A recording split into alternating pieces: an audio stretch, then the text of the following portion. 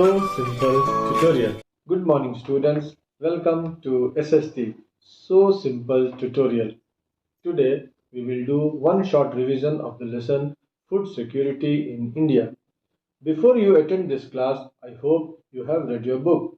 If not, read the book and watch the videos of this lesson to have a better understanding of lesson. So let us begin. My dear students, we believe that Green Revolution has made India self-sufficient in food grains. But at the same time, there are a section of people who don't get enough to eat, who are still without food. So students, since the Green Revolution, the country has produced enough food to feed itself, but it has not been able to wipe out mass hunger. Food security, dear students, is a basic human right. It is the measure of an individual's ability to access food that is nutritious and sufficient in quantity. कुछ भी नहीं, nutritious पौष्टिक भोजन और वो भी पर्याप्त मात्रा में. Okay. However, for hundreds of millions of people, this right is not being met. Food security, dear students, does not simply mean two square meals a day. It means more than that. Let us now understand the concept of food security first. Look at the book.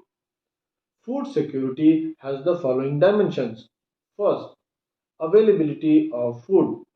It means that enough food is physically present for the entire population. That means the food that we are going to consume, where it is. A country may produce enough food for its people, that is fine. But if that does not produce them, the country must make it available by importing it from somewhere else. You produce yourself or import. It also includes the buffer stock that is stored in the government godowns.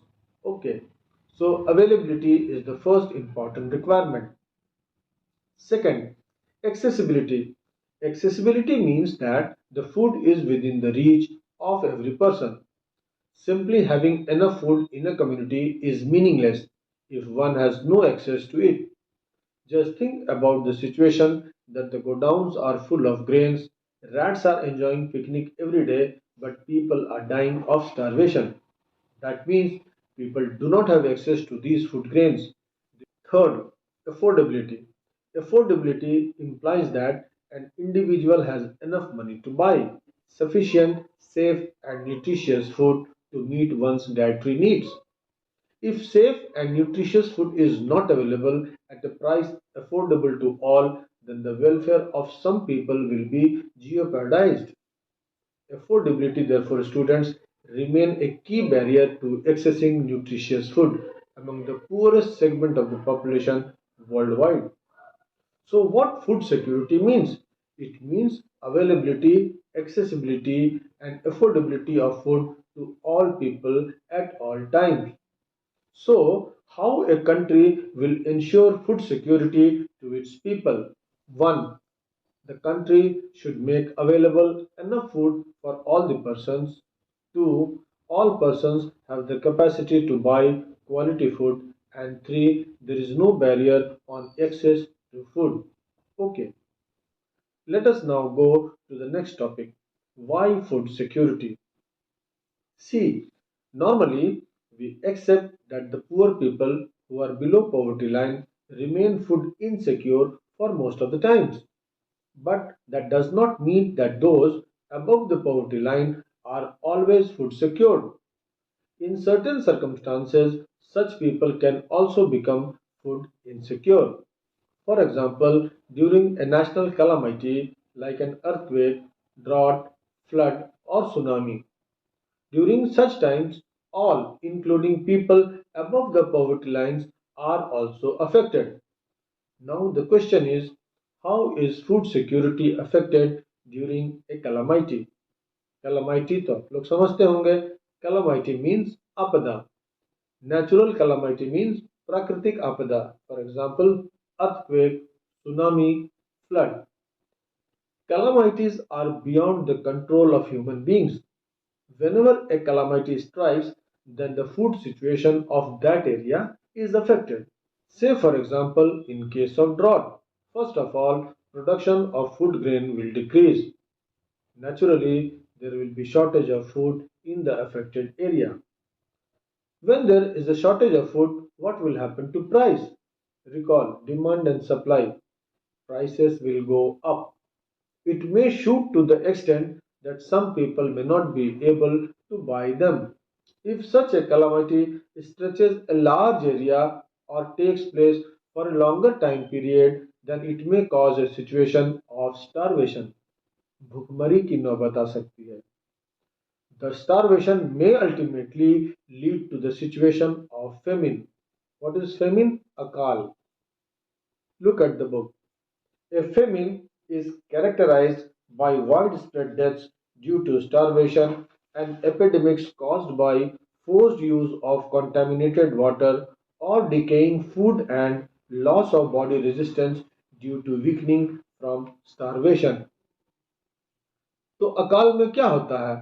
लोगों के पास पर्याप्त भोजन होता नहीं है, वे भूखे मरने को विवश हो जाते हैं, इसीलिए उस समय उन्हें जो कुछ मिलता है वो खा लेते हैं, चाहे वो सड़ा गला भोजन हो, दूषित हो, जैसा पानी मिलता है वैसा पानी पी लेते हैं, इसी वजह से वे इन्फेक्टेड हो जाते हैं.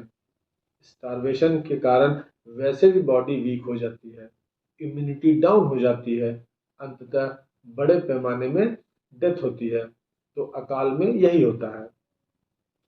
Students, have you ever heard of the famine of Bengal? It was the most devastating famine that occurred in the province of Bengal. It is estimated that over 3 million people died of starvation, malnutrition, and related illness during the famine.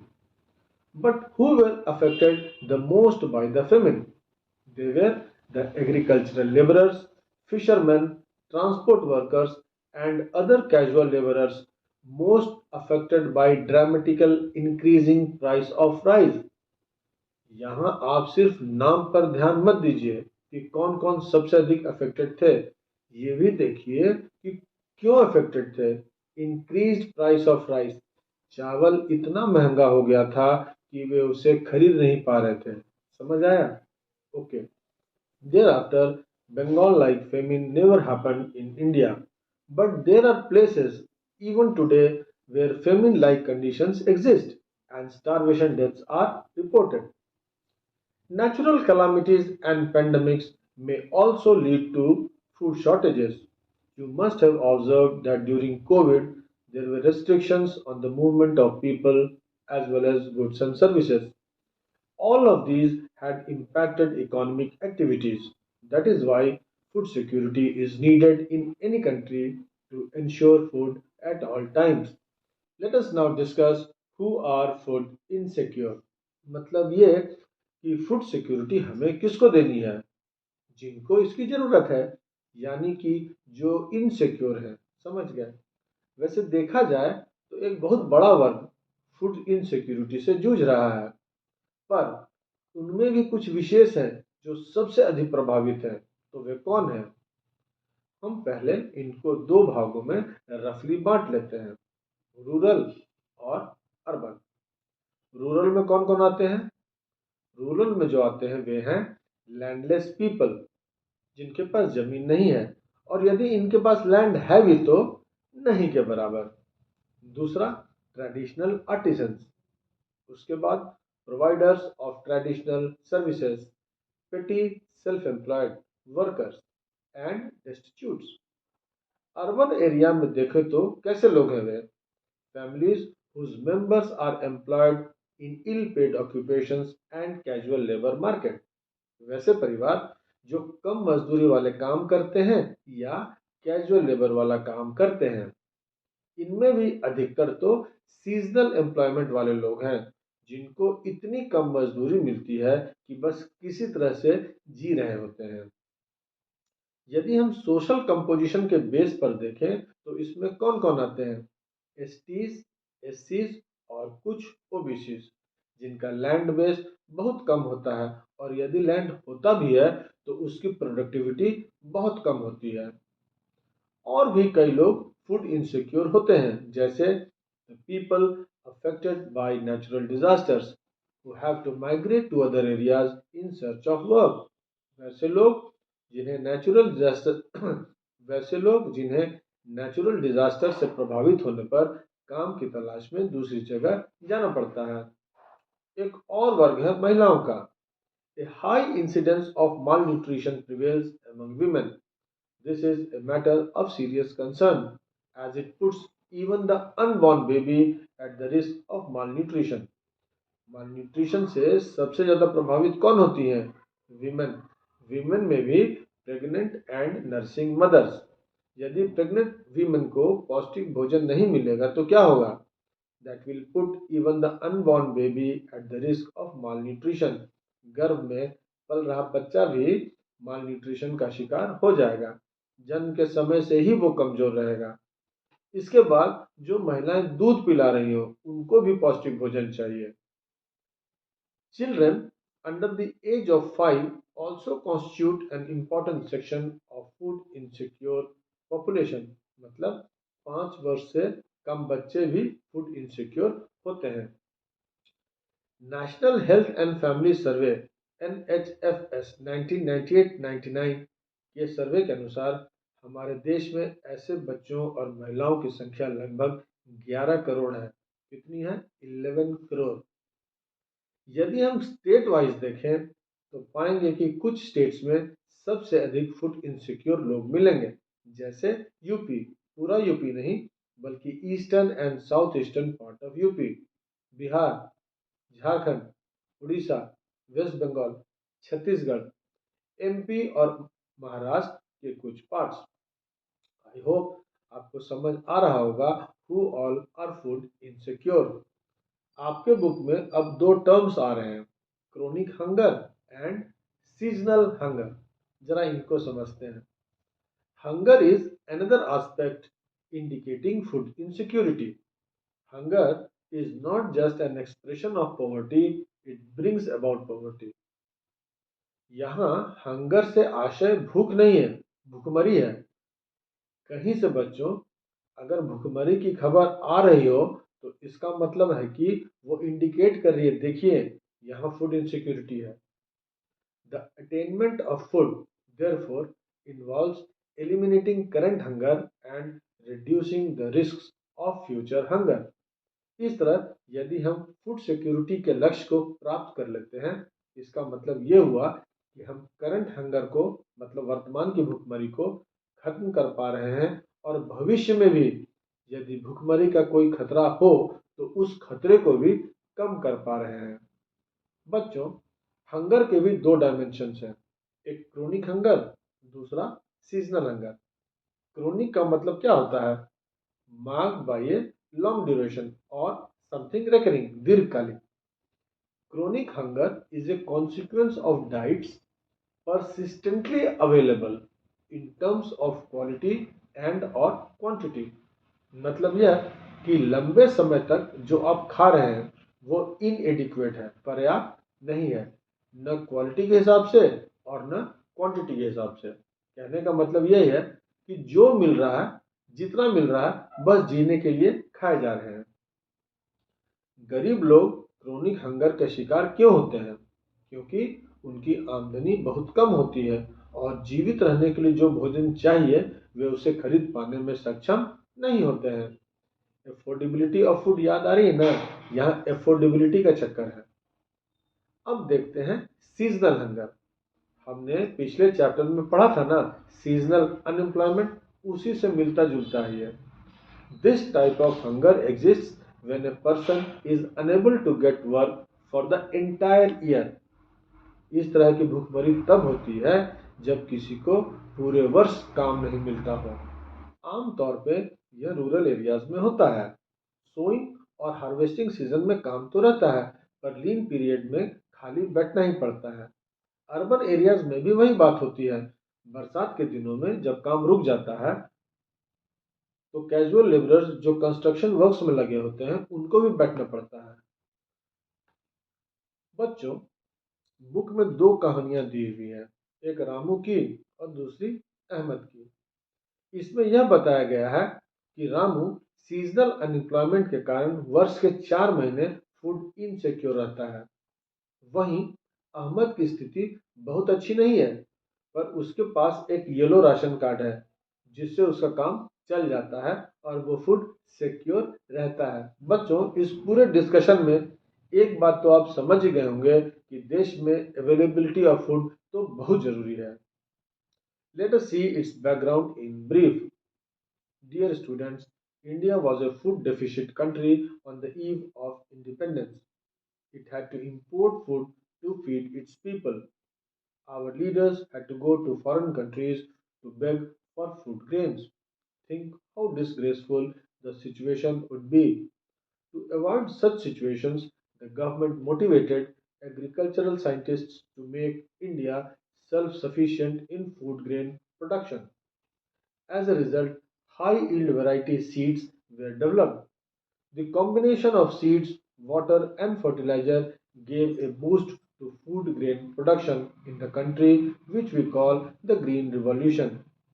In the picture, you can see Norman Borlaug and M.S. Swaminathan in a wheat field in March 1964. Indira Gandhi, our Prime Minister then, released a special stamp in July 1968 to highlight our farmers' production of 17 million ton wheat against 6 million ton in 1946. The success of wheat was later replicated in rice. Let us now discuss food security in India. Dear students, we have been able to avoid famine even during adverse weather conditions due to Green Revolution. We have become self-sufficient in food grains because of a variety of crops grown all over the country. In fact, it will be more proper if I say that the country has not witnessed famine and acute starvation on a massive scale in the last 5 decades because of the efforts that the country has taken to build up such a beautiful food security system. Let us read the book. The availability of food grains, even in adverse weather conditions or otherwise, at the country level has further been ensured with a carefully designed food security system by the government. This system has two components: A. Buffer stock, and B. Public distribution system. What is buffer stock? A buffer stock is basically a reserve of food grains that's created by the government. How is this done? My dear students, there is a governmental organization called FCI, Food Corporation of India, which performs these functions on behalf of the government. FCI purchases food grains, namely wheat and rice, from the farmers in states that have surplus production. What price does the FCI pay to the farmers? That price is called MSP, Minimum Support Price. That means the government purchases the food grains at MSP. The MSP is declared by the government every year well before the sowing season. The objective is to protect the farmers against excessive fall in price if there is a bumper production. When there is a bumper production, the prices tend to fall. Farmers don't like to face such situations. They won't grow a crop that won't give them profit. Here, MSP works like a guarantee for their produce. Even if the price falls, government will buy the grains at the pre-announced MSP. Now, all these purchased grains are sent to the granaries or the FCI godowns for storage. Thus, buffer stock is created by the government. I want to add one more thing here. After procurement of grains, the maintenance of buffer stock is also the duty of the FCI. Students, you may be asked why buffer stock is created by the government. See, we have to address the food insecurity problem. So, this is done to distribute food grains in the deficit areas and among the poorer strata of the society at a price lower than the market price. This also helps resolve the problem of the shortage of food during adverse weather conditions or during the periods of calamity. Once We have created a stock of food grains. We have achieved, you can say, availability of food. Let us now see the next, public distribution system. Have you ever observed the board Jan Vitran Pranali ke antargat put outside some shops selling wheat, rice, etc. in your locality? They are also called fair price shops and most commonly called ration shops. The government has, students, created the stock, but then how will this reach to the poor people? Ration shops provide that outlet. The food procured by the FCI is distributed through the government regulated ration shops among the poorer sections of the society. This is called Public Distribution System (PDS). Ration shops are now present in most localities, villages, and towns. Ration shops keep stocks of food grains, sugar, and kerosene for cooking. These items are sold to the people at the price called issue price, which is always lower than the market price. Now, to avail this facility, one must have a ration card. So, what is a ration card? Ration card is an official document issued by state governments to households that are eligible to purchase subsidized food grain from the public distribution system. You must have observed that ration cards are also used as ID proofs.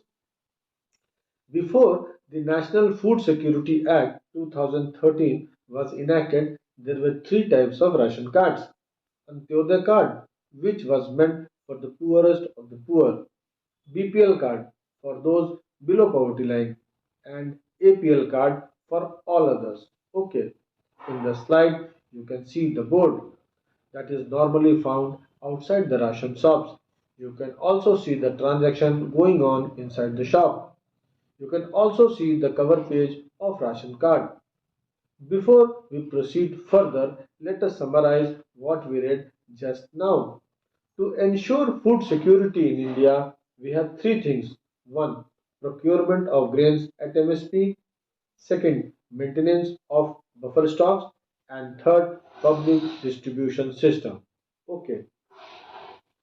In order to provide the right to food to every citizen of the country, our parliament enacted a legislation in 2013 known as National Food Security Act 2013. It is also called Right to Food Act. This act seeks to provide subsidized food grains to approximately two-thirds of India's 1.4 billion population. Read the box given in the book. The National Food Security Act 2013.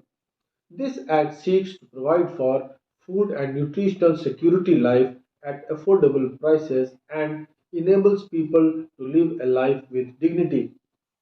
Under this act, 75% of the rural population and 50% of the urban population have been categorized as eligible households for food security.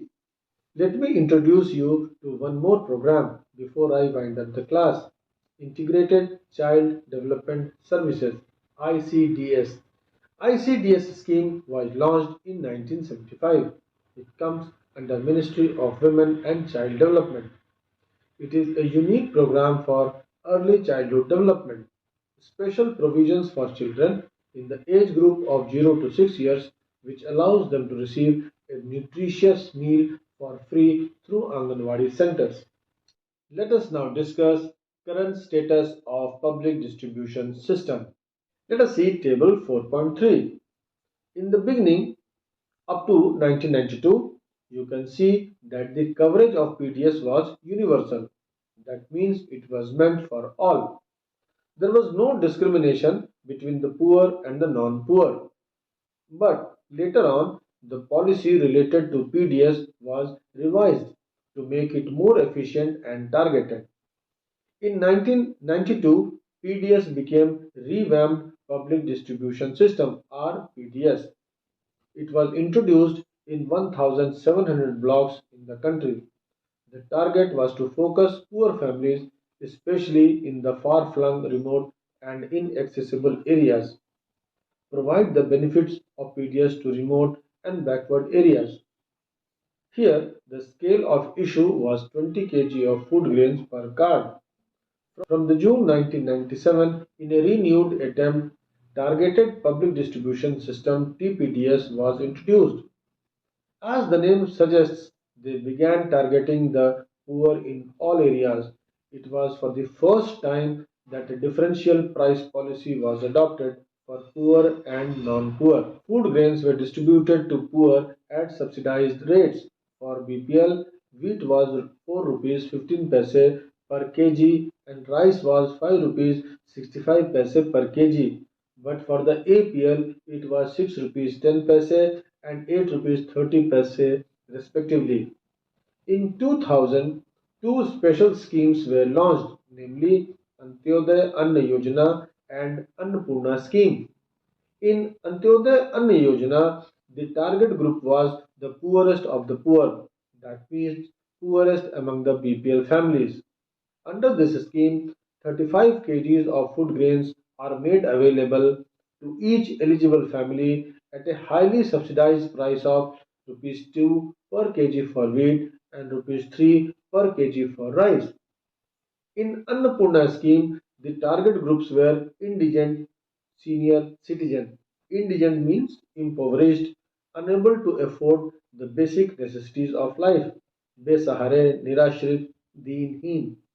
Here, 10 kg of food grain is given to those eligible aged person absolutely free. The functioning of these two schemes was linked with the existing network of the PDS. Under the National Food Security Act, the terms BPL and APL have been replaced with priority households PHH and non-priority households. The PHH ration cards means that the holder can procure up to 5 kg of food grains every month per family member at subsidized rates. PHH ration card holders can get rice at rupees 3 per kilogram, wheat at rupees 2 per kilogram, and coarse grains at rupee 1 per kilogram. Let us now discuss advantages of PDS system. The PDS has proved to be the most effective instrument of government policy over the years in stabilizing prices and making food available to consumers at affordable prices. It has been instrumental in averting widespread hunger and famine by supplying food from surplus regions of the country to the deficient ones. The system, including the MSP and procurement, has contributed to an increase in food grain production and provided income security to farmers in certain regions. Let us discuss criticisms to the PDS system now. The public distribution system, dear students, face severe criticisms on several grounds. The PDS system has been working for many years, but hunger is still prevailing in the Indian society. Instances of hunger are prevalent despite overflowing granaries. Grains are rotting away here. They are being eaten by rats. FCI godowns are overflowing with grains. In 2014, the stock of wheat and rice with FCI was 65.3 million tons, which was much more than the minimum buffer norms. However, these remained constantly higher. There is a general consensus that higher level of buffer stocks of grains are very undesirable and can be wasteful. The storage of massive food stocks has been responsible for high carrying costs, in addition to wastage and deterioration in grain quality. Coarse grain is the staple food of the poor, but the increase in MSP has induced farmers, particularly in the surplus estates, to divert land from production of coarse grains to the production of rice and wheat. The intensive utilization of water in the cultivation of rice has also led to environmental degradation and fall in the water table, thus threatening the sustainability of the agricultural development in these states. Besides, there are a lot of complaints against the PDS dealers and ration shops in the way they function. Let us now discuss the role of cooperatives in food security. My dear students, The cooperatives are also playing an important role in food security in India, especially in the southern and the western part of the country.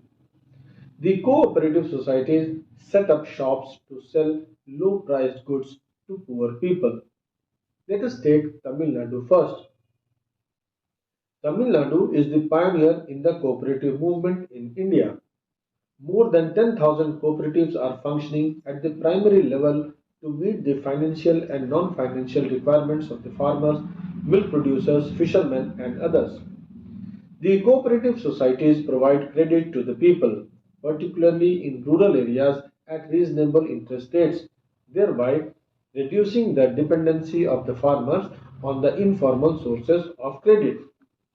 As far as PDS is concerned, the unique feature of Tamil Nadu is that the distribution of commodities through fair price shops is being carried out by the Tamil Nadu Civil Supplies Corporation and the cooperative societies and women self-help groups. Actually, no private dealer is allowed to run fair price shops. Out of all fair price shops running in Tamil Nadu, around 94% are being run by the cooperatives.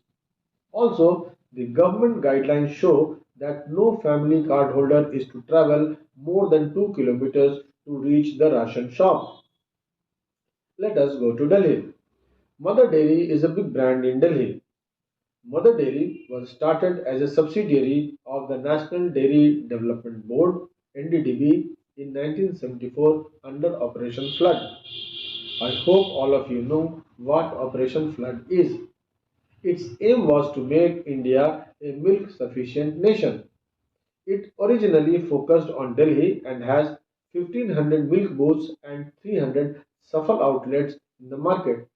It currently sells milk and milk products, fresh fruits and vegetables through 400 Safal outlets to the consumers at the rate decided by the government of Delhi. Let us now talk about Gujarat. Who has not heard the name of Amul? Amul is another success story of cooperatives in milk and milk products from Gujarat. It has brought about the white revolution in the country. The real beneficiaries of Amul cooperative model are millions of Indian consumers who now have access to high quality and hygienic milk and dairy products.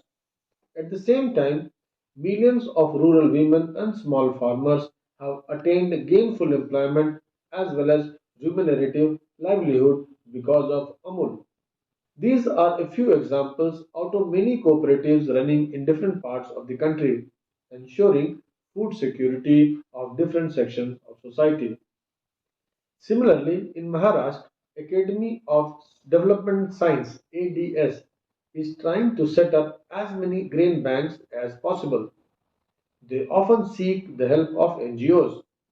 Grain banks store and loan food grains. They help provide food grains, especially in areas facing the scarcity of food. ADS organizes training and capacity building programs on food security for NGOs. The ADS Grain Bank program, dear students, is acknowledged as a successful and innovative food security intervention. With this, we finish one short revision of the topic. If you benefited from it, I expect you to like, share, and subscribe to it. In the next class, we will do one short revision of some other lesson. Till then, read your book and have a nice time. Thank you.